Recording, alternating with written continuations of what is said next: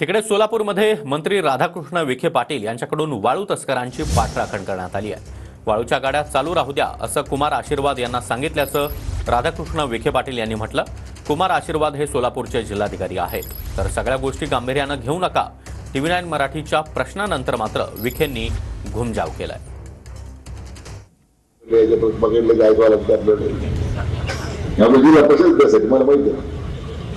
वाळूचे truck आहेत, कशाच्या गाड्या आहेत, सोलापूर फार प्रसिद्ध आहेत। मग आपण जाऊ द्या सांगतो तुम्हाला, कुमार आशीर्वाद जरी असले तरी छोटी, तर मागे म्हटलं दुर्लक्ष करायला थोडं गाड्या चालू द्या काय फरक पडतो आपले लोक। मी सगळ्या गोष्टी कामात घेऊ नका। आता काही गोष्टी गमतीनं आपण बोलतो माणूस काय, पण वाळू धरण्याच्या बाबतीमध्ये आम्ही अतिशय कडक राहिलोय। सगळ्या ठिकाणी अंमलबजावणी करण्यामध्ये कुठं कचुरं झाली नाही।